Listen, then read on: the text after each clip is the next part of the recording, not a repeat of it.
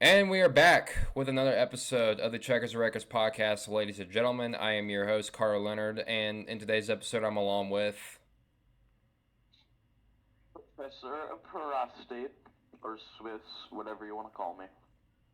Very, very nice. Now, you may notice that we do not have intro music for this episode, ladies and gentlemen. Well, that's because the technical difficulties that are plagued in my existence for some reason wanted to not let that happen. So there will be no intro music for this week's episode, but hopefully I can get that all sorted out. Um, but yeah, so welcome to episode 23 of the podcast, ladies and gentlemen. Um, Obviously, last week we did not have an episode, but we are here this week, and that's all that really matters. Yep. Oh God, there's so much to cover. This is gonna be a long one. I can already feel it. Yep. And if you, Swiss, since this is going to be a long episode, and my notes list as of this current point is currently really short right now, so if you have any topics to bring up, please do so because we're not obviously, ladies and gentlemen, we're not doing this. We don't want to fill. We don't want this episode to be filler, obviously, but it's not really filler because we have a lot to talk about because we had a lot to talk about last week, but obviously due to the power outage that was happening at my house, we couldn't let that happen, but now we're all here. So let's get into the weekend recap, which obviously that's how we start every single show. The truck race was on Saturday, and it looked like Corey Heim had it in the bag for a good split second, holding off two-time Cup Series champion Kyle Busch, but it was Kyle Busch that ended up getting him in the tunnel turn and ended up winning at Pocono, which, by the way, ended up being Kyle Busch Motorsports' 100th win in the Craftsman Truck Series. I'd say that's pretty cool. It was. I woke up with about 5 to go because I had fallen asleep around 6 in the morning, and I wake up, switched over onto Fox, and I'm like, oh, Heim's leading. Kyle Busch is in second. It's like 5 laps to go. Like, alright, let's watch this. And then I suddenly see Kyle Busch pull the cleanest move I've ever seen. Just shoot right by Heim. It was amazing to watch. I think we got to give Corey Heim a lot of credit for that race because the fact that he held off Kyle Busch for that long, which, by the way, the 51 was clearly the better truck. I mean, yeah, the 51 is always good when Kyle Busch, Is driving it. right. And, the fact that Corey Heim, like I said, held him off for that long is just truly impressive, and we got to give Heim props for that. But it I was, think it was, Kyle, I personally think Kyle was just waiting and waiting. Just waiting to pull off that move. To yeah, have a little bit because of fun. in races past where, Kyle would just, just simply just pass him, he just, it felt like that he was toying with Corey Haim's emotions almost. Like, just like, nah, I'm not going to pass you. Psych, I got you. I caught you ass lacking. So He that's, was intimidating him. He quite literally intimidated Corey Heim. yeah, Corey Haim's one of his former bosses literally got intimidated him. So that was a solid truck race for the most part. Now we get into the Xfinity Series race, which had I hate to say it, another fumbling of the bag from Junior Motorsports. Yeah, that was. I didn't catch all of it, but that was quite the incident, and it gave big old Tubby Austin Hill another win to his collection. I mean, I want to call Austin Hill Tubby. I mean, he's a big dude, but he's not that big. So, It yeah, looked that. like his belts were about to snap during Atlanta. So, yes, this gave Austin Hill his fourth win of the season. He currently sits second in the Xfinity Series point standings as of right now. Now, why did I call this race another Junior Motorsports fumble? Well, the 8 car of Josh Berry was pretty much the dominant car of the day. He actually started the race on pole, and he was trying to get his first win of the season for Junior Motorsports, but Austin Hill and his teammate Sam Mayer had a bit of other ideas, to say the least. Yeah, that was just... Barry tried moving in, but he was never even clear of either Mayer or Austin Hill. So he just hit both of them. Yep. Which was really confusing to watch. And on top of the Josh Berry thing being dominant, Justin Allgaier was a really good, second, third place car. He was just doing really good, and then he got screwed up. Yep. Junior Motorsports fumbling races this year. That's something that I never thought I would say, considering how good we've seen Junior Motorsports in years past in the Xfinity Series. But, when it comes to this, it's honestly really disappointing. They do have a win this year. Justin Allgaier won back at Charlotte. But other than that, it's just been, like I said, it's been really disappointing for Junior Motorsports this year.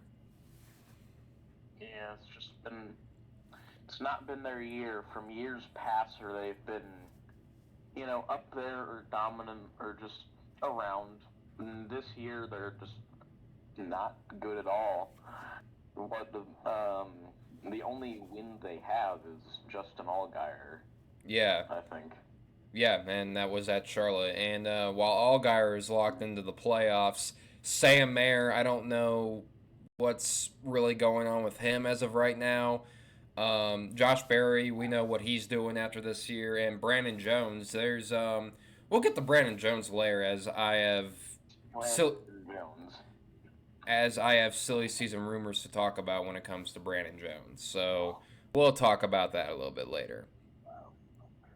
But yeah, now we get into the race many people talked about this past weekend. And that was the Cup Series race at Pocono, won by Denny Hamlin.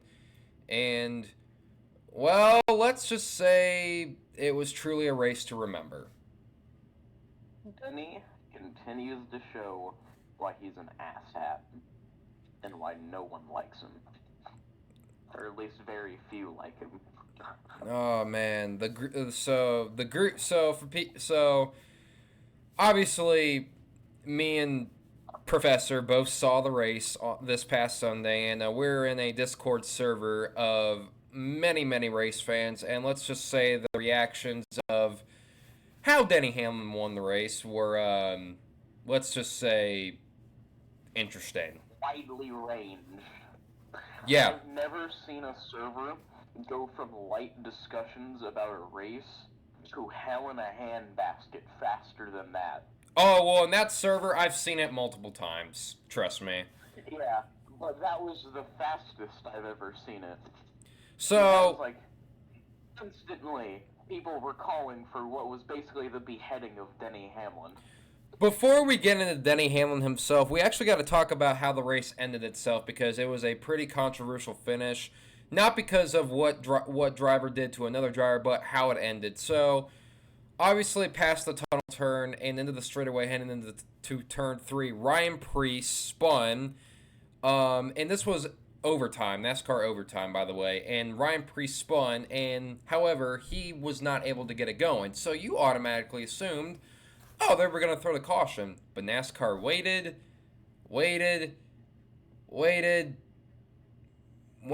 Okay, now throw the yellow. 3 seconds. Ryan Preece spins when Denny Hamlin was going into turn 3. He cannot get his car started back up, like you said. It's stalled out, engines toast. Yeah. Hamlin crosses the line for the white flag, and about 2 to 3 seconds after, caution's out. Yeah, I will agree. Now, for many people who saw the Instagram post, I was very entertained by the finish of the race. However, I wasn't a fan of how it ended because, obviously, I definitely do agree that they should have thrown the caution, that should have been a yellow flag. But, then again, I was living in the moment, and, what else do you really do at that point? So, could you really blame me? But, Ty Gibbs was in 5th. Imagine if they throw the yellow as Hamlin's in turn 3 and we get a restart. That could have been the wackiest shit I've ever seen. Yeah, it possibly could have had a very, very different outcome, but that's all hypotheticals, of course. But yeah, Denny Hamlin picks up his second one of the year, and he does it by once again moving the driver out of the way. Now, I will say, in Hamlin's defense, that Kansas wasn't entirely 100% his fault. I will say that. It looked like Larson did bounce off the wall. Slid over a little. I mean, yeah, it looked like Larson did come back down, and, Hamlin wasn't going to lift. I mean, to be fair, he is going for the win. But this time... He had no way of really knowing that Larson was going to slide right over. No, I mean, he's going for the win. He was paying attention about that, so, But this time, this was... I'm sorry for any Denny Hamlin fan out there who's currently watching this, but this was Hamlin's fault. There's no other way of really putting it. The evidence is as clear as day. And Hamlin came out in his own defense and tried to say that I never touched him. What? What? In fact, this morning, Denny Hamlin, I was scrolling through Twitter, now X.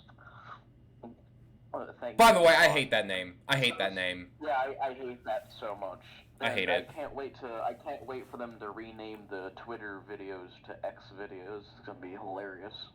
That sounds like an adult site. Because it is. Oh my goodness. Anyways, continue. Denny Hamlin. I'm scrolling through, and suddenly I see Denny Hamlin tweet, official Denny Hamlin, and the tweet is, "I did not touch him." Now, granted, I do personally think Denny is kind of a dipshit, but I don't think he's that stupid. I think he's playing it for entertainment, because Denny is a guy who definitely plays on for entertainment. Yeah, regardless on how you look on Denny Hamlin, I mean, the dude is he's entertaining. Like, regardless if you like the dude or you hate him, he's entertaining for this sport. And you know what? If he's going to continue that entertainment factor of being, like a total jackass, then you know what? So be it. Go for it then. Reminds me of Kyle Busch if he never grew up. At least Kyle Busch has mellowed out. But no, let's go back to Denny real quick. And why I remember when in his post-race interviews he kept saying, "Oh, I didn't touch the 5," and he tried to say all this stuff about, oh, it's, with these next gen cars, it's so aerosensitive and this and that. I'm like, dude, no one's gonna buy that bullshit, bro. We know you hit him. Like, he also did the same thing to Chastain last year. The hood flaps is not his fault. Another way of showing that he hit him was that the hood flaps came up. And correct me if I'm wrong, that happens when another car makes contact with another car. Like, Denny. Because the flaps aren't fully secured to the car. It's only held on by about 2 little flap things. Yeah.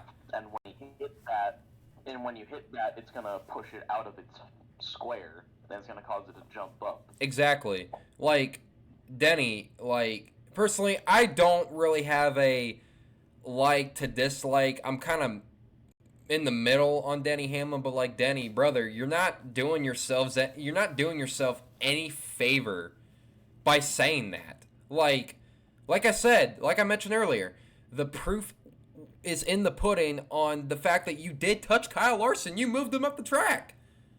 And don't give me the... You slammed right into him.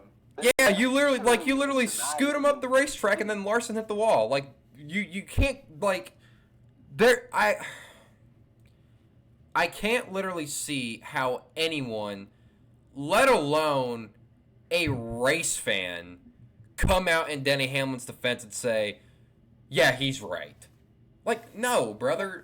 No. Like, a bunch of dumb sons of bitches who are just, defending Denny, just like basically sucking him off for all he's worth like, because they just don't like Larson. Like, dude, and Denny, even if I am a diehard Kyle Larson fan, have been for years. Even if I hated Kyle Larson and loved Denny Hamlin, I would still call Denny out on this move because it's just not good. It's not a smart yeah, move. I mean, I It's agree with you. stupid and it's potentially dangerous because look at what happened last year when Denny did the same thing to Chastain. Denny runs Chastain up the wall. Chastain nails the wall at full speed because he was not expecting it. Kevin Harvick nails Ross right in the back bumper. And And it happened this year too, except Larson got out of the gas and he didn't hit the wall as hard, and Harvick still hit the 5. literally, almost the exact same situation. Like, Yeah. same exact turn, same exact racetrack. Yeah. Like, but in the same exact cause, and that's Denny Hamlin. What the hell? Sorry, I got distracted. A napkin fell on my floor. But no, like, it's the same exact, like, now we got to talk about if Denny Hamlin is a big hypocrite. Now, what do I mean by that, ladies and gentlemen? Well, Denny Hamlin has been one of the many advocates in the garage area that claims there's no respect in the garage.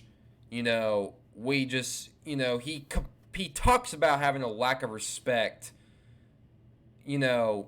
that there's a lack of respect amongst competitors. And he preaches that there should be more respect, but Denny, you go and do that. That's like the complete opposite on what you're like virtue, like, not virtue signaling, my fault, of like what you're trying to promote. I can't even think right now because this is the silliest shit. Yeah. Denny, is just like he he before has said that you need to earn respect by driving clean and respecting other drivers and only going after other drivers if they do something to you. I want you to tell me when Kyle Larson has ever ran Denny Hamlin into the wall, hit him, or wrecked him. I cannot think Larson of a hasn't single really time. wrecked people too much. You brought up that hype. You brought up that scenario. I cannot think of a single time Kyle Larson has ever done that. No, I don't think he's ever done it. Only time that Denny Hamlin was ever run into by Ross Chastain last year was Gateway. And even then, Ross was literally crying after the race because he felt like he had screwed up so bad. He literally mentally screwed up Ross after that race, Denny did. And Denny just continues to go after Ross. On and on throughout the entire rest of that season. Ross. And then the second time that Ross hit Denny was scraping his door during the Hail Melon. Yeah. Before. Yeah. But no, Denny, I'm sorry. Like, there is just, like, I've said it once and I will say it again. There is just no other way to defend what you did. Like, you literally hit him. That is the end of this discussion.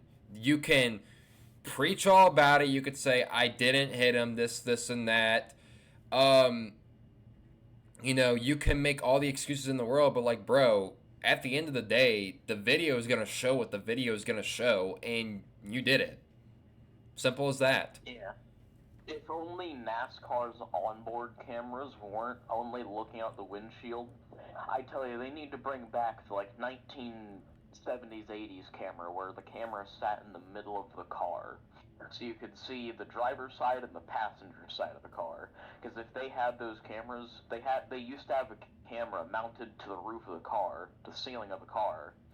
And whenever you would go on the banking, the camera would sway over to match the banking. so you'd get the perfect view of what the driver was seeing. And you could see the driver working the wheel. That's how you get all those good views of Kaylee Arborough and other drivers working the wheel like it's life or death. Yeah. And they need to bring those cameras back so we can see stuff like this. Because if they had that camera, we would suddenly see Denny on a left turn track going right.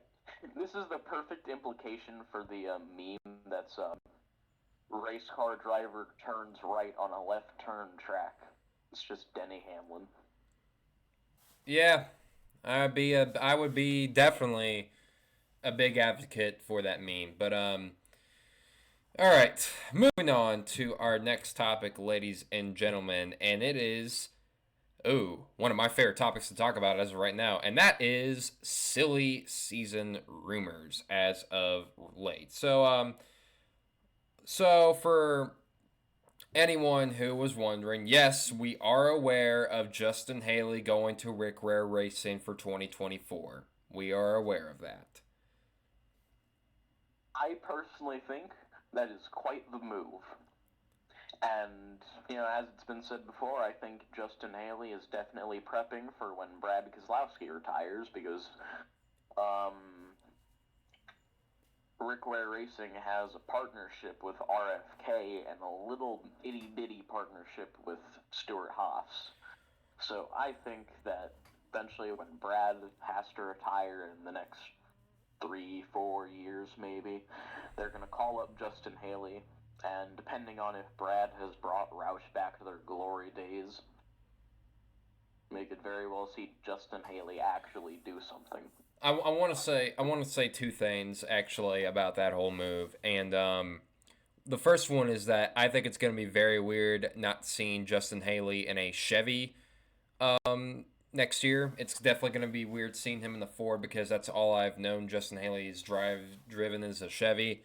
Yeah, that's true, because he drove the 24 truck in Xfinity Trucks, which was a Chevy, and then he drove for for a bunch of teams, but now most recently Colleague, which is Chevy, and now he's going to be in a Ford. Yeah. Weird. But another thing that I found very interesting is the fact of I think this is a big W for Rick Rare Racing themselves because I think they're trying to better themselves as a team. They actually want to make themselves a better team because the team is starting to improve. Because look, I don't like listening to Door Bumper Clear considering all the biasy that they have. But Brett Griffin was really spot on with what he said, and he's like, Justin Haley, I think could be a really good fit for Rick Rare Racing. Yeah, because he has experience with another team. He just has experience driving. He has a lot of experience with these cars, and he's been around for a while. Not too long, but not too few.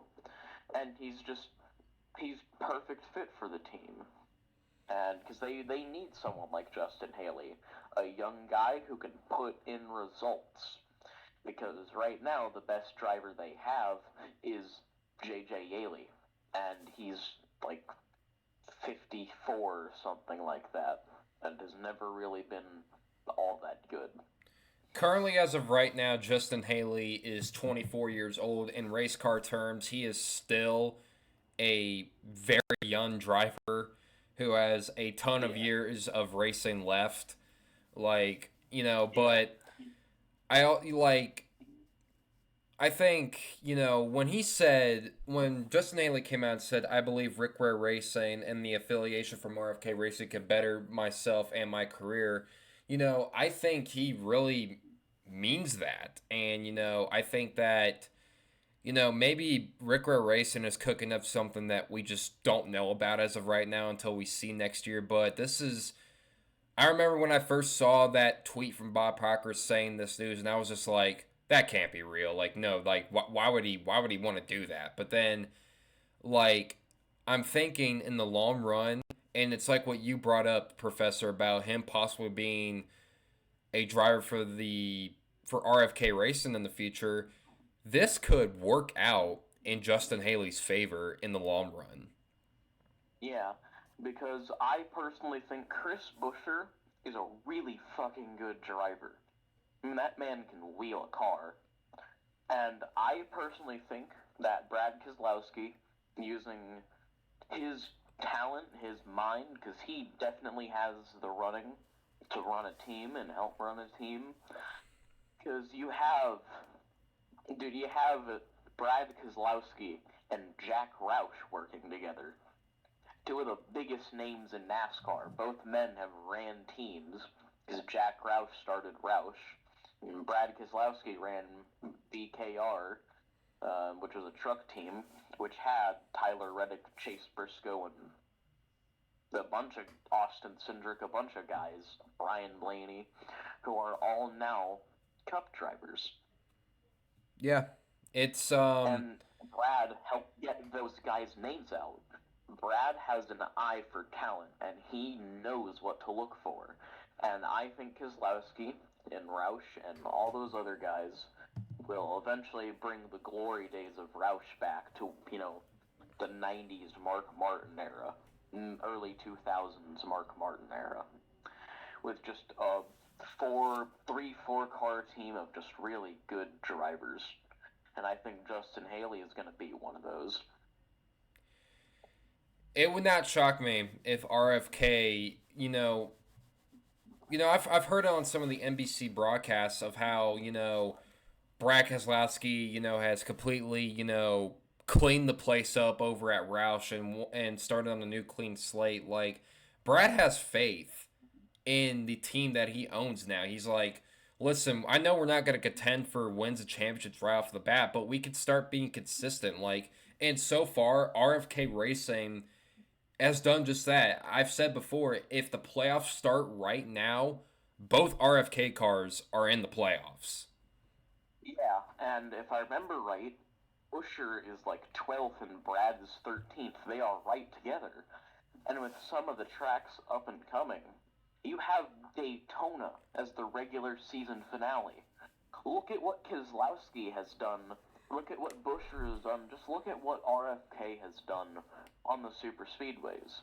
Because Chris Buescher, I'd say, is most definitely more of a short track intermediate guy. But you have the brain power and the super speedway talent in Brad Keselowski. And you know what you're going to get with that man, because he is one of, if not the best current running and modern day super speedway racers. Yeah. That man knows how to set up a car for us. Look at Atlanta earlier. Look at most recent Atlanta race. Brad was driving the hardest I've ever seen him drive. Yeah, he wanted that win so badly. Unfortunately, he wasn't able to get it, but Brad showed that, he still has a lot of talent left in him. And, his last win, which was when he was in his final year with Penske, little did we know at the time, was at the spring race at Talladega back in 2021. Yeah. But now, with that silly season bomb of Justin Haley going to Rick Greer Racing, we got to ask ourselves, who is going to... on real quick. I'm sorry? Brad's last win, if you count non-points paying, was the Daytona Duel back last year. Yeah, I mean, technically, that is technically the last time that Brad visited Victory Lane. The worst number 6 car. So, Brad has it in him. He can definitely, and he was contending, he was running really good during the 500, both last year and this year. He's just been on it all this year. I mean, that man has been gunning for it. He's been in the top 15, top 10 consistently. Him and Chris Buescher, for a while, had a top 10 streak going. And they just kept on nailing it and nailing it and nailing it. And I love that, because I love Roush.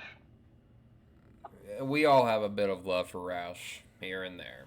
But since Justin Haley is leaving the 31. Now, Matt Colleague and Chris Rice have came out and said that they are still going to have 2 cars for next year.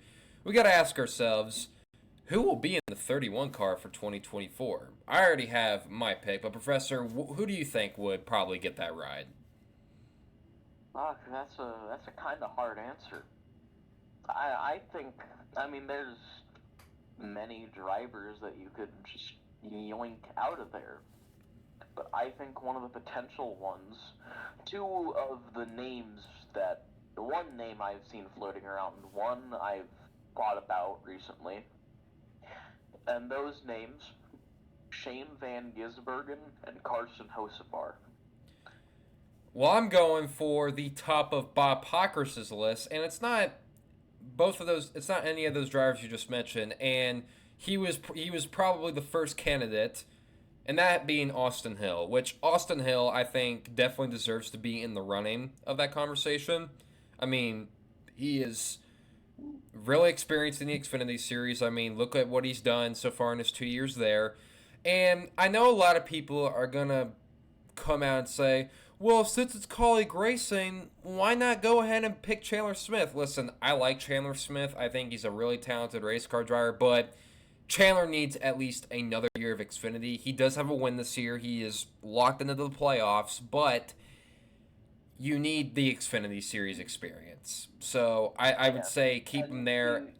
And Austin Hill, he's just way more experienced. So if you had to pick between Chandler Smith and Austin Hill, I think Austin Hill would be the no-brainer pick. Plus, Austin Hill has a little more experience in a next gen, so you would want that a little bit around. Yeah, he did make a start. For the whole Chandler Smith thing, I bet someone out there, for the Chandler Smith argument, him being a rookie in Xfinity, I bet someone has pointed to Ty Gibbs and said, but he was a rookie, and look what he did. I think that, while Chandler Smith is very talented, he's a very talented driver. Really good. Ty Gibbs is in a world of his own. Ty Gibbs is more raw. He's more raw. That's the comparison. While Chandler Smith in his blood. While Chandler Smith, I think he's good. I think he has the potential to be a great superstar. I don't think he's Ty Gibbs good. Not yet. Yeah. Not yet. But I could, jump straight from an Xfinity. That's why he never did a year of trucks. Because if he did a single year of trucks, it would have wasted him. It would have screwed him up pretty bad if he did 1 year in trucks. Oh yeah, 100%. So I think it's best that they just shot Ty to Xfinity. He won the title, move him straight up to Cup. Bam. Perfect seat right there. Yeah. Because Ty, he got a 5th place finish at Pocono. Yep. It's a really good finish for a rookie at one of the most skill-based tracks to exist. Yeah, definitely. But going back to the silly season predictions on who I think will fill the 31, like you mentioned Shane Van Gisbergen and Carson Hocevar, which, by the way, people, during the Pocono truck race, there was a scrum between Carson Hocevar, Parker Kligerman, and Parker Kligerman's crew chief. Obviously, there was a whole incident there, and the crew chief claims that this guy's supposed to be in Cup next year. Now, a lot of people, I think, right now, when they heard that, are really jumping to conclusions on Carson Hocevar possibly going to the Cup Series next year. I think Carson Hocevar could have the speed for Cup, but I just think that he needs just a tiny bit more time to develop in Xfinity. I mean, the 8 car for Junior Motorsports is open. Junior would be a fool not to take him. And, for all we know, the 9 car could be open depending if they give Brandon Jones the boot. And a lot of people, like I said, are jumping to this conclusion that he will go full-time in Cup next year, that being Carson Hocevar. But let me ask you this, and Professor, I want you to be 100% honest with me on this. Ready? When was the last time a driver jumped from trucks to Cup and was an instant success? I have that answer. Kurt Busch. Oh, God, yeah, that's true. Kurt Busch. Because Kurt did trucks in 99 and I think 2000. And then he was a rookie in 2001 in the Cup Series. In 2001, and then won the championship in 2004. Yeah, obviously Kurt didn't have success right off the bat, but he grew as he went on. But here's the thing, though. It's not always going to be like that. And can we, I think people are still jumping ahead on this stuff. Like Carson Hocevar, while I think he was doing well for Spire Motorsports in his first Cup start when he was at Gateway, he got as high as up to 16th, I think. But it's not always going to be like that. And one race fan that I know in that Discord server that we talked about, he kept trying to say, well, if he did well in his first start, I think he should be given the chance at Cup. Well, I'm not saying Hocevar shouldn't get a chance at Cup, but it's just the experience. And by the way, we're acting like Carson Hocevar has completely dominated the Truck Series. While he's been fast, this is the first ever year that Hocevar has actually gotten some wins. He hasn't really won a whole lot. Can we just, pump the brakes for a second, please? Carson Hocevar kind of reminds me of Matt Crafton, aside from the age difference. Because Crafton got in the Truck Series in 1999. He was consistent as God. He was as consistent as you can be. Before he got his first win, he had gotten 2 third-place points finishes in season-long points format. It took 7 years for that man to win his first ever truck race. And by that point, he had also gotten a second-place points finish. Matt Crafton. He was just stupidly consistent. He heard the phrase consistency is key and took it to the literal. Yeah. I mean, that kind of reminds me of Hocevar, because he has 2 wins to his name, but he's just consistent. He's always there. He's always been there. He's just never been able to crack it. He's never been able to break through and get right through there. So, while I think Hocevar has the talent to definitely run a season of Cup in the shitbox number 77, I hope he doesn't go there. Please spare Hocevar from Spire, bro. He doesn't deserve that. Listen, well, I think he needs a year or 2 in Xfinity, and if he pulls a Ty Gibbs in a first season of Xfinity, get him to fucking Trackhouse. Yeah, Junior Motorsports, that would be a great pickup for them if they were able to sign Hocevar. But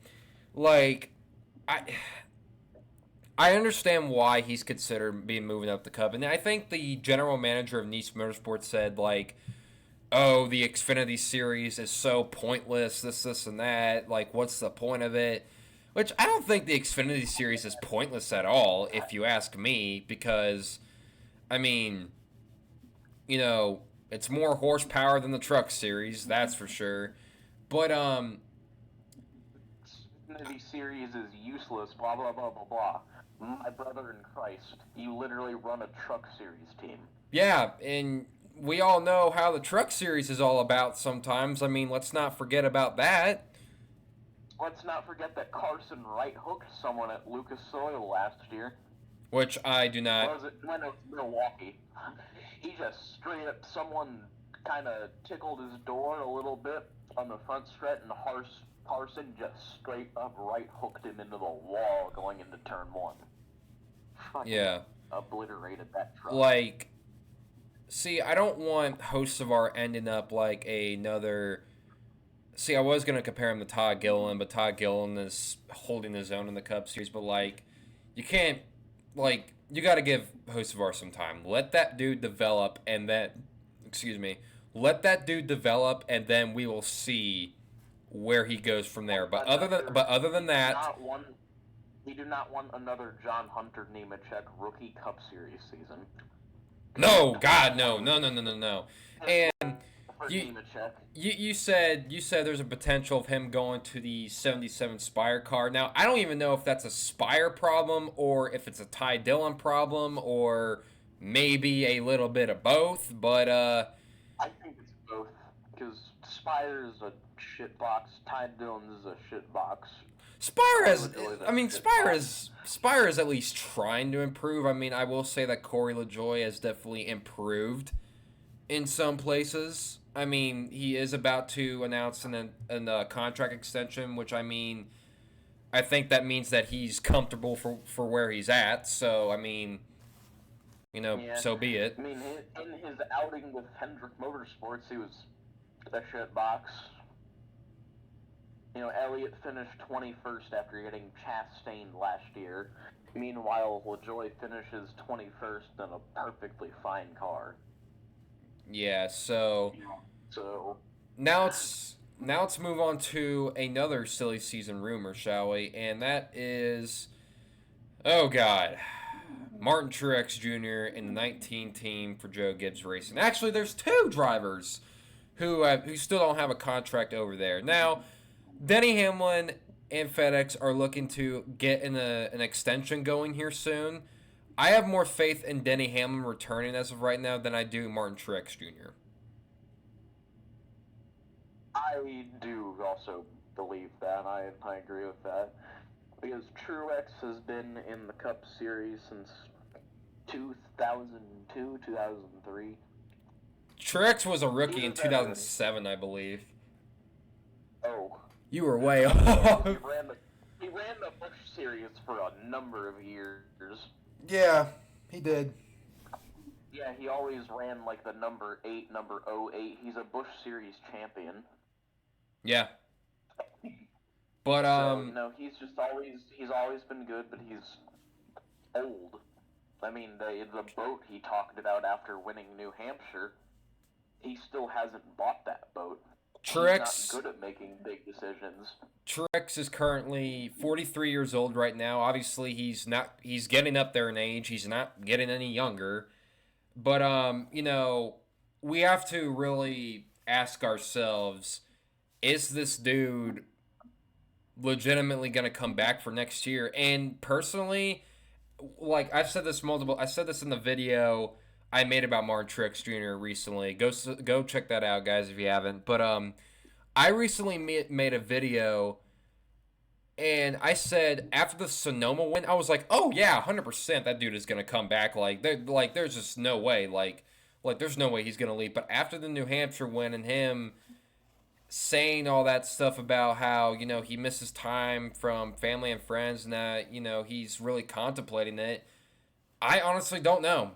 I still don't know what he is going to do after next year. Now, I want to assume that he is having fun winning races and performing at a high level. I mean, he's currently top 2 in points right now, but it's much bigger than the performance standpoint. It's the moral aspect of things.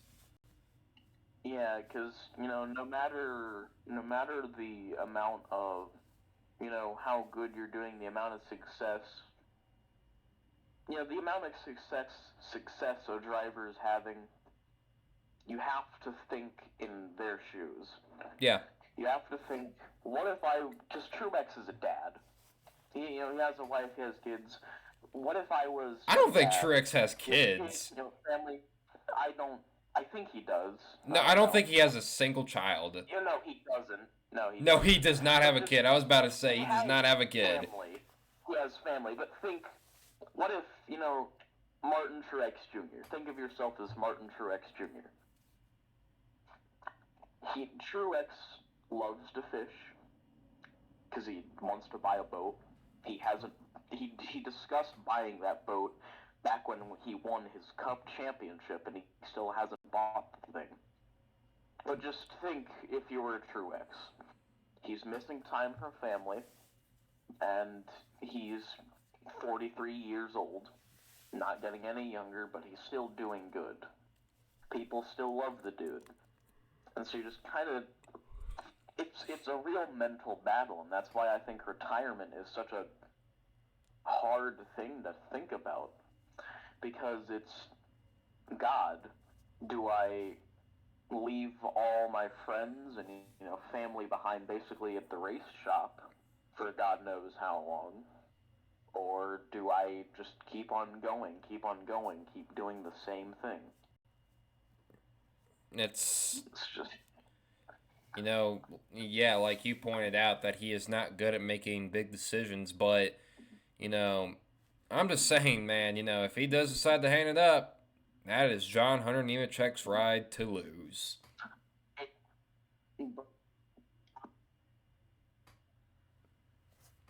You were about to say something? And did we lose Professor? Professor, you still there? Oh, boy. I personally think so. I personally think, though, that after next year, Truex will retire. Oh, you think? A 1-year extension, and I think that's going to be the retirement tour for Martin. I will say, if he does decide to retire after this year, what a way it would be to go out if he were able to get his second Cup Series championship. That would be pretty cool. And 3, technically 4, if you count the Clash, wins so far. 4 wins, and at Dover, where his brother, Ryan Truex, got his first Xfinity win. That'd be really cool to do. Yeah. And Truex is having the season that someone like Kevin Harvick would love to have. Yeah, just... Because Harvick has the speed, he has the talent, he has the driver ability. It's just Stewart-Haas Racing is kind of turning into a shitbox. Yeah, it's just unfortunate, but yeah. So I'm gonna give my definitive prediction on what I think will happen. If my phone would stop vibrating on the desk, please go away.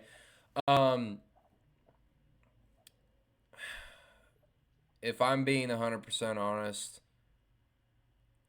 after those comments, I don't know if this dude's gonna do another year. I don't know. It's just. Yeah. It just I bet Joe Gibbs and David Alpern, who is the president of Joe Gibbs Racing, is looking at John Hunter Nemechek right now and saying, just be prepared if this dude does decide to hang it up. Just be prepared. Because, while I like Sammy Smith, he's not ready. So that'll do it for the silly season section, ladies and gentlemen, of this here episode. But we had some breaking news this morning regarding the NASCAR Xfinity Series future. And it was some pretty big news, ladies and gentlemen. And it regards to a kind of new media rights deal. As, we've been wondering, what's the future of NASCAR media rights going to be from 2025 and beyond. Well, we technically got our first answer today as the CW Network announced today that they will broadcast all of the NASCAR Xfinity Series seasons starting in 2025. Now, you may have heard the CW Network from its many, many failed DC shows. And Riverbanks, I believe that's the name of the show, Riverdale or something like that. I don't watch CW stuff. I don't know. But this contract deal is stretching from the 2025 to the 2031 season, and it's an $800 million contract deal. It will broadcast all 33 of the Xfinity Series races. This for when that contract starts. So for many people who wondering, do I have the CW network? From what many people don't understand is that CW is a free TV service or a free TV channel. It is not cable at all, and it's gonna be an easy way for many people to watch the Xfinity Series. The CW network also hosts many basketball um, tournaments. Sometimes they'll host March Madness, and even they host A double C college football games sometimes. So this is big news for the Xfinity Series. And the bigger thing, the CW network came out and said that they picked the Xfinity Series over talking to the NHL and the NFL. Yeah. The fucking NFL. Which we all know, as Americans, we all know how big the NFL is. Let's not. I don't care for football any, but the NFL is the biggest sports league here in America. Yeah. Next to the NBA, the MLB, and the NHL, as you mentioned, but the fact that they picked the B tier series of the biggest stock car series in the world really speaks volumes. And not only will this contract help a lot when it comes to TV shit and stuff like that, but it'll also help the teams, because you notice that there are a lot smaller funded teams in the Xfinity Series that could really benefit from this contract. Yeah, because with the current cable stuff that they have with NBC, USA, whatever, you have money going to the NASCAR, to the event organizers, to the sponsors, to the teams, to the network, and to the drivers, and it just doesn't really work out all that good, because you have all a shit ton of people that pay. But with this, you only have, with it being hosted, from multiple networks, but with this deal, you only got to pay the CW network, get to pay the teams, get to pay NASCAR, get to pay the event organizers. Oh, and by the way, for anybody who is by the way, and I know this deal is in 2 years' time, but for anybody panicking over not having the CW network, by the way, the CW streaming app is completely free, so you don't have to worry about that. So, yeah, this is a big deal, and the fact that they only have to pay this, like you said, the CW network, it really benefits a lot.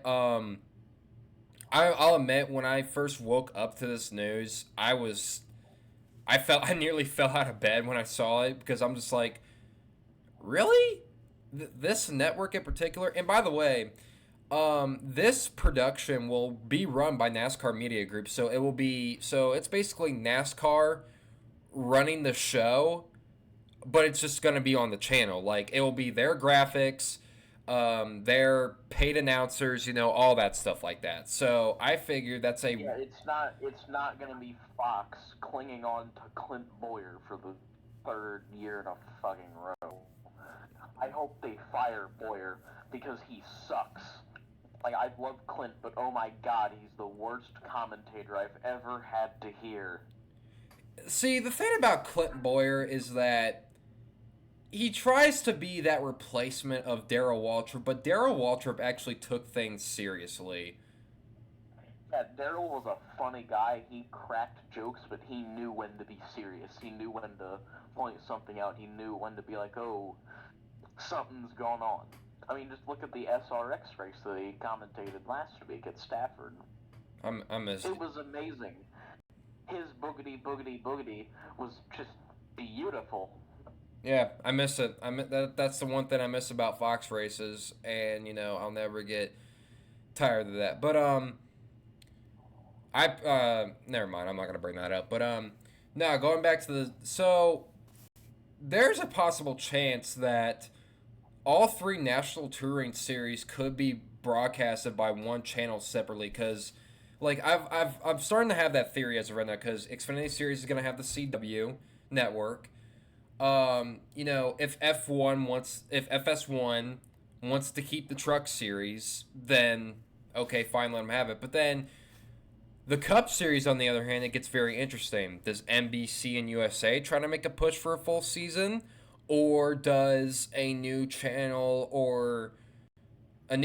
come up, or does an old channel come up like ESPN maybe want to do it? Maybe they revive the Speed Channel. Oh, I don't have faith in that.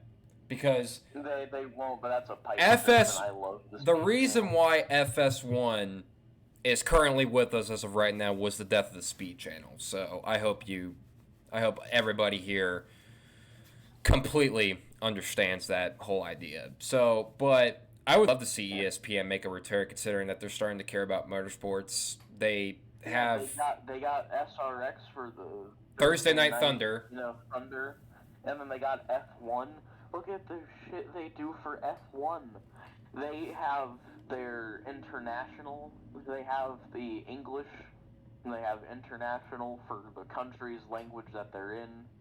They just have all this amazing stuff. And whenever an F1 race goes off and they go onto their ESPN news channel, Yeah. they cover the race, they cover the major events, they covered what happened during the SRX race last night, and it was really insightful, and it's actually really good. Yeah. I mean, I've been watching, I've just had it muted, I've been watching the 1999 Bristol night race this entire time. This was an ESPN broadcasted race. They've interviewed drivers who have had to take their cars to the garage. They've interviewed guys before the race. They've talked about the drivers before, during, and, they've showed a bunch of drivers. And it's so smooth. It's so nice. It's a good channel.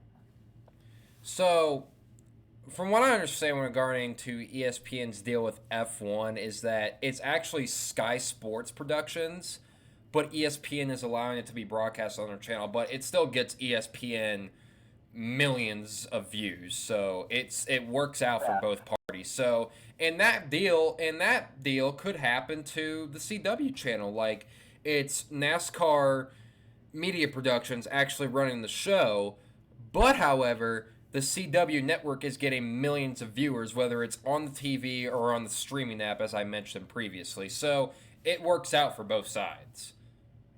Yeah, it works out for everyone.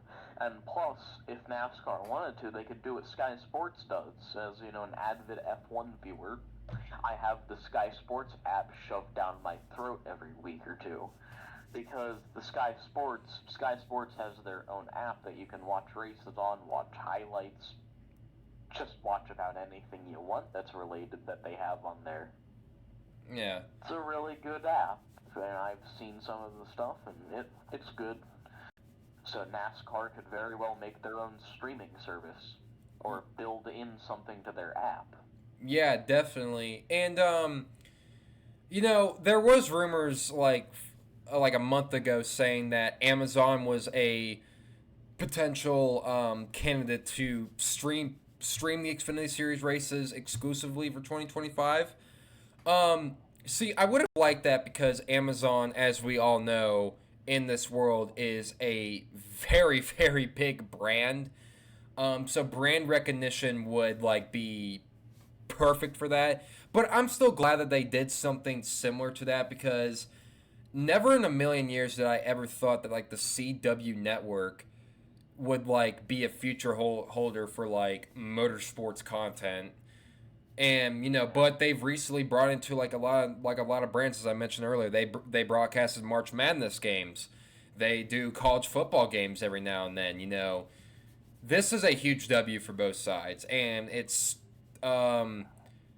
and I wouldn't say it's the new official media rights deal when it comes to the Cup Series, but this does kind of show what the future of media in NASCAR is going to be like. So next year, the Xfinity Series races will still be on Fox and NBC, but after that, ladies and gentlemen, you're going to have to look elsewhere.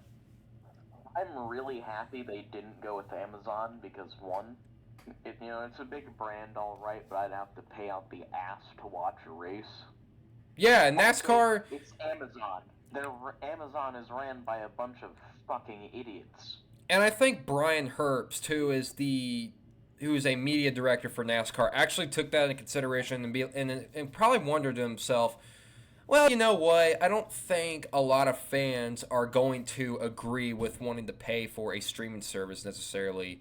So why not go to something that is free and everybody can enjoy? And like I said, the CW Network streaming app is free and everybody can use it. Yeah, because with the CW network being free, their little app, all you have to really do in order to get their service, if you're on like a cable or something like that, is you have to get like a $15 antenna, 15, 20, 25 bucks. Just attach it to your satellite. Yeah, unfortunately, Network unfortunately, something like that. unfortunately, I am going to have to probably download the app in 2 years' time because if you are a DirecTV holder, then oh boy, their contract with CW Network is it's not looking good, and their contract probably won't be renewed. So, but I'll cross that bridge when I come to it when the 2025 season God, I comes. just thought of something with that. What? I'm gonna have to teach my grandpa how to. I'm gonna have to teach my grandpa, who by the time of that deal hitting effect is gonna be 67 years old. I'm gonna have to teach that man how to use an app. That's not gonna be pleasant. See, listen. I have a ton of respect for my elders, but teaching them technology is truly a one of a kind experience. I will admit. Yeah, he understands technology pretty good for the most part, but he has a smartphone. He only uses it for calling. Yeah. And looking at news. Yeah. So, meanwhile, people who are younger use their phone for fucking everything. Yeah. For the most part. So, I can't wait to have to teach a 67-year-old man how to use a streaming app. All I'm gonna say is, have fun. Yeah. Please, have fun with it. Have fun with it. But all right, ladies and gentlemen, we are officially 1 hour, 2 minutes, and 16 seconds into this show. Now we're getting down to our final topic, ladies and gentlemen, and it is pretty much self-explanatory by now, and people and longtime viewers of the show already know it, and that is race picks. We look at the weekend ahead, and we see who wins the races. So, the Truck Series and Cup Series are at Richmond Raceway this weekend. However, the Xfinity Series, on the other hand, is at Road America. So, let's get into the picks, shall we? So, for the Truck Series race, thank you for bringing that up. Yes.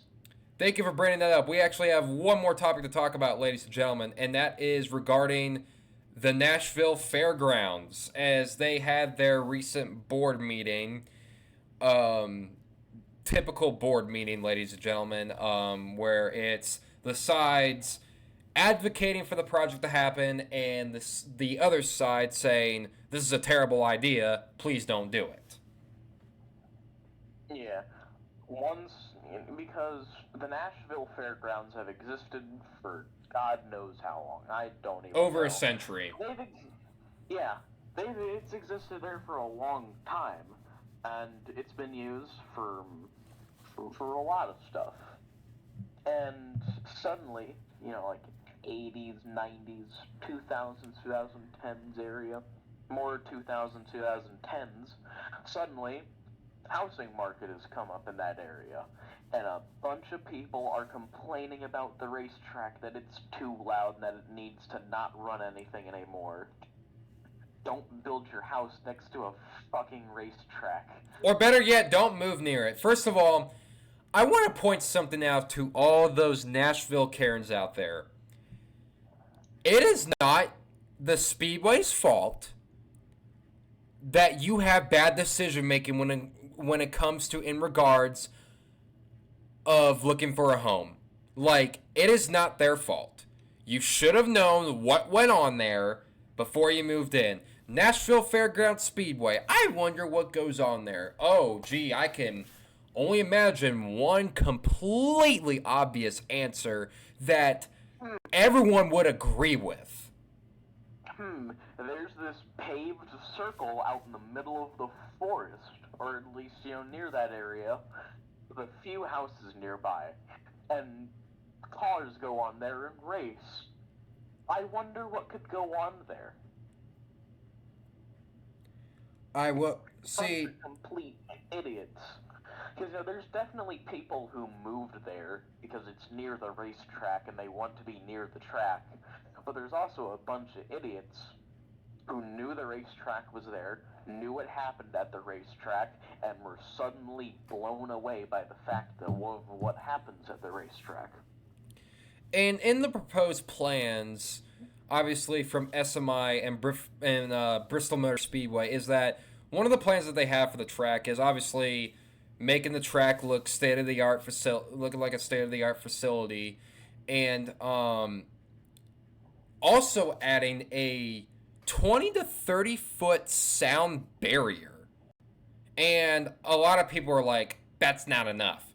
And mind you this, the Cup Series cars that we have now can run mufflers. So you're already running mufflers.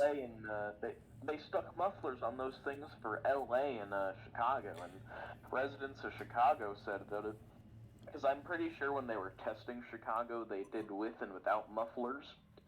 Residents of Chicago said it wasn't that bad. Granted, it's Chicago, and if you kind of know what goes on in Chicago, a bunch of cars racing around there is pretty common. Yeah, if you want to call illegal street racing that, then yeah. But I forget his name, but so obviously there's the big time soccer stadium right next to the racetrack that we all know and love, and there's been residents complaining about that too, but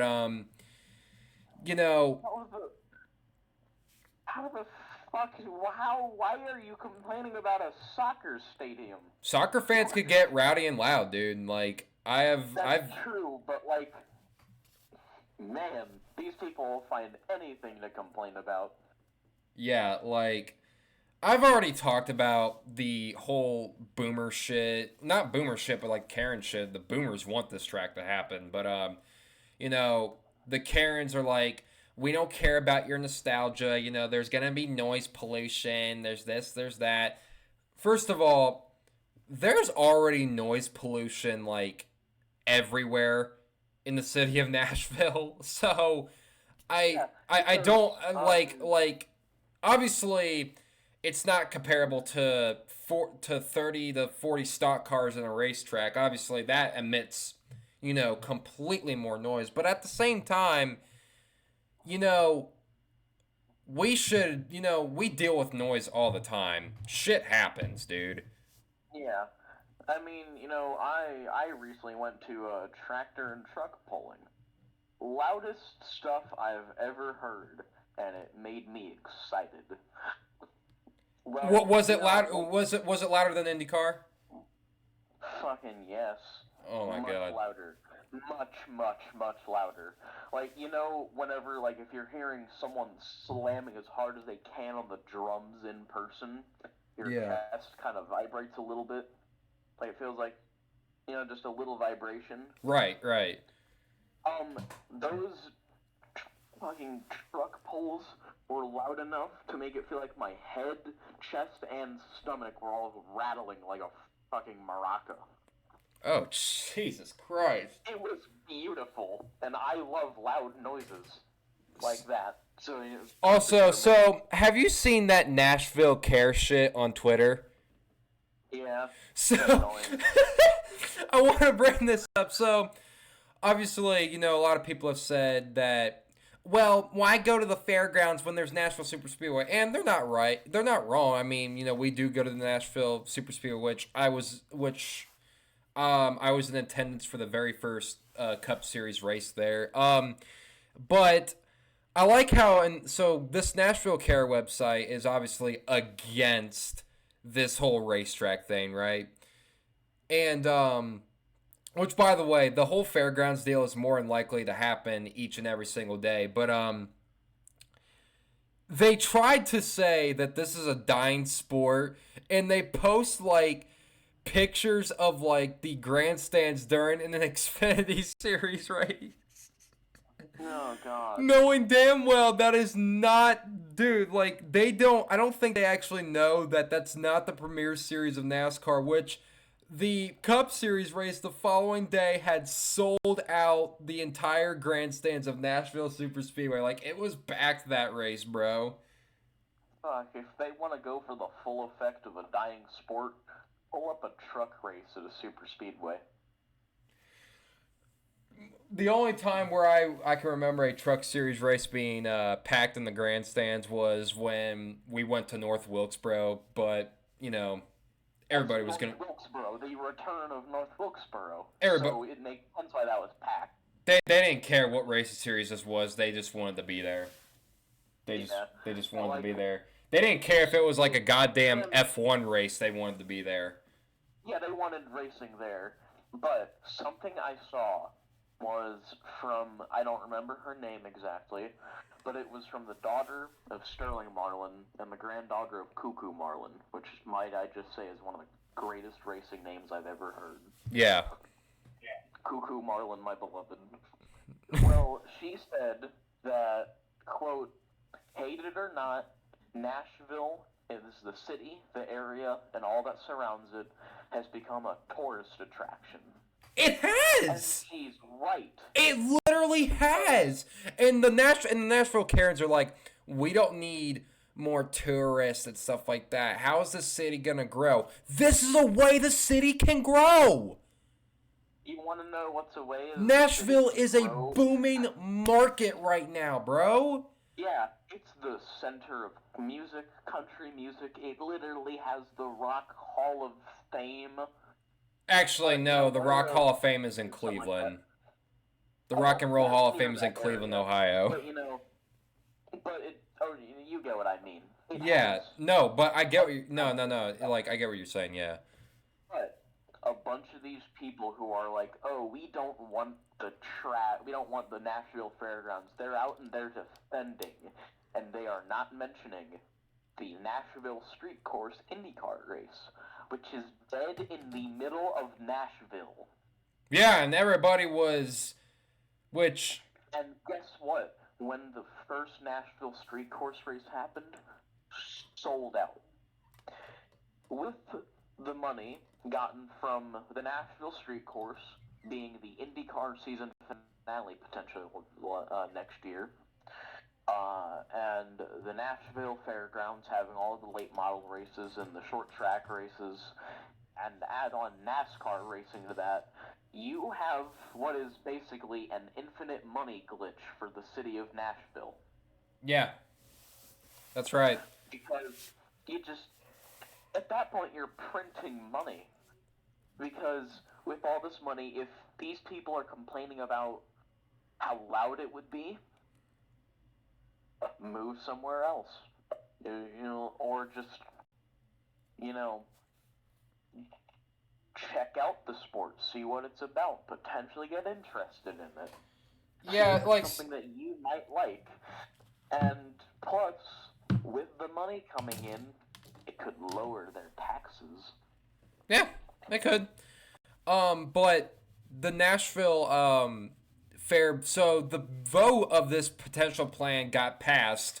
Now it just needs to get past like the Metro County Fair Board and stuff like that. Now, if that gets approved, we're going back to Nashville Fairgrounds. We're going back. It's going to happen. Like, it's becoming more and more likely by the day. And I understand that there are people who are genuinely concerned about noise, and trust me, you don't want noise complaints, but at the same time, you chose to move there, you deal with it, your problem, not the speedways. You chose to move near a 100-some potentially year-old racetrack. It's been older than your grandparents. Yeah, it's older than your freaking grandpappy. Exactly. And you mean to tell us that you could just say all this bullshit about, you can't do this, bitch? This track is considered is an historical landmark. By the way, it's an historical landmark.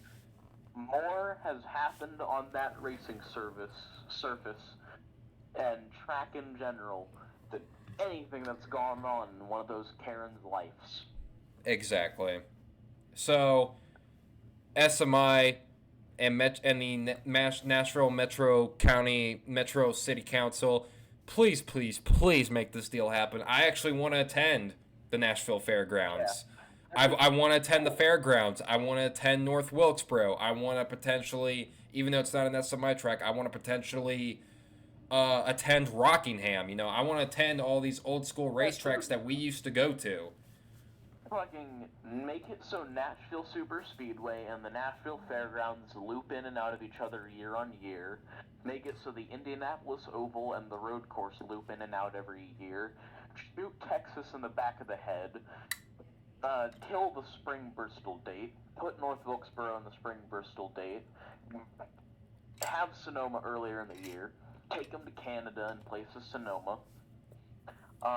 Please, for the love of God, bring Cup to Mid-Ohio.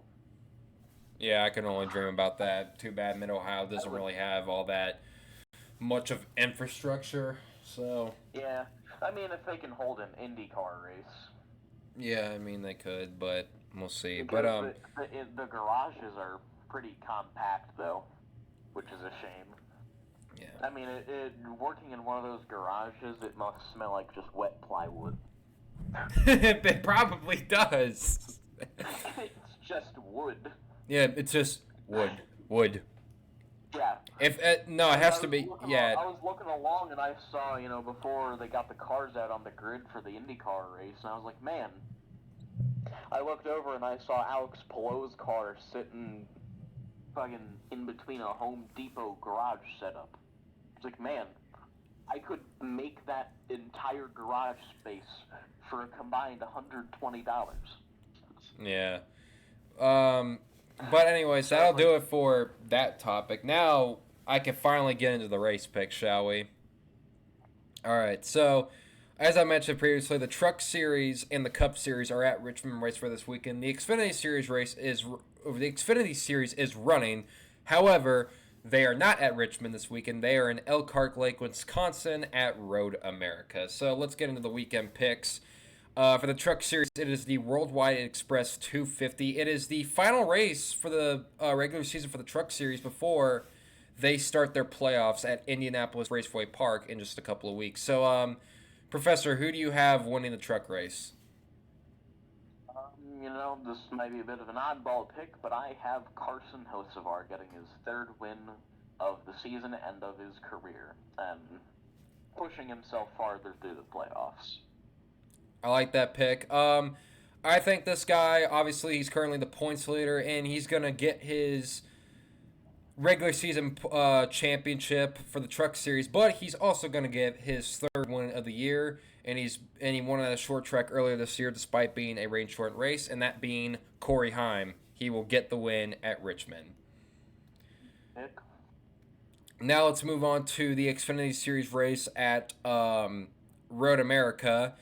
AJ Allmendinger is running this race, by the way, and in his place. That completely kills whatever pick I was going to have. Yeah, and by the way, in his place, qualifying for the in his place while he's not qualifying for Richmond will be Derek Kraus. So Derek Kraus will qualify the 16 car for AJ Allmendinger when he gets back for Sunday's race. So yeah, so that happening, is Kraus going to run like lap 1 and then come in? Because if Kraus doesn't do that, Allmendinger is going to have to go to the back. Actually, I think they're going to do what they did last year when AJ Allmendinger ran the race, the Xfinity Series race at Portland, but the Cup Series was at Gateway. And at Gateway, Ben Rhodes practiced and qualified for AJ Allmendinger. Oh, God, yeah, that'd be interesting. But AJ is running Cup full-time, so I would guess he's more focused on Cup. Yeah, but there's rumors saying that he would want to go down back to Xfinity. So yeah, I think we're in both agreement. Go with that. I think we're in both agreement that AJ Allmendinger is probably going to win this race. Yeah. Yeah, so we'll just AJ Allmendinger, Xfinity Series and a road course. You get what you get. I'll be surprised if he doesn't win. All right, now we get into a pretty easier pick, and that is the Cup Series race at Richmond. It is the Federated Auto Parts 400. Professor, who do you have winning the Cup race at Richmond? Kyle Larson. Explain. Well, he won Richmond earlier this year with a close battling Josh Berry in second place in the 9 car, filling in for Chase Elliott. Mm. And also, this is coming off the back of Denny Hamlin, doing his thing. So Larson's going to be running with fucking piss and vinegar in his veins. Piss and vinegar? He's going to be going. What? Yeah. I can only imagine that Larson's going to knock Hamlin out the way if he gets in his way. So, if Larson and Hamlin go anywhere near each other, this is going to get silly. Low-key, But I have Kyle Larson winning it. Low-key would not shock me if Larson were to get the win. Now, I will say that Richmond is definitely a Toyota-type track. But I am going to go for the guy who actually nearly won Richmond earlier in the year, and he actually got a stage win there. And currently, I'm going to be controversial and say, I don't know if this is controversial. I think this is facts as of right now. He is currently the best Hendrick Motorsports driver, and he's going to get his 5th win of the year. Give me William Byron to win at Richmond this weekend. I just realized all of my picks were Chevy. The only outlaw. See, I would have said the same, but I picked Corey Heim, and Corey Heim is Toyota. So. So I have Chevy sweeping the weekend, and you have Chevy dominating with Heim winning the truck race. Yeah, Chevy getting 2 out of 3. So you have Hocevar, Allmendinger, Larson. I have Heim, Allmendinger, and Byron as my picks. I like how whenever there's a road course Xfinity race and Allmendinger's in it, we all set our differences aside and we pick him. Even though we don't want him to win, we actually want to see someone else get the trophy. But Yeah, it's I love Allmendinger, but I want to see someone else win. But I know he's gonna win. It's a very, very obvious pick. It's like picking Kyle Busch to win a truck race. Like it's pretty obvious and easy. Yeah. So but yeah, that will do it for our weekend picks, ladies and gentlemen. We are at officially 1 hour, 22 minutes, and 46 seconds, and that'll do it for this week's episode. We finally got an episode out this week after waiting 2 weeks for another one. So, as always, I am your host, Carl Leonard, along with... Professor Prostate. Yep, Professor Prostate. And thank you guys so much for watching episode number 23, and we will see you guys next week as we look ahead to Michigan. Peace out. Goodbye.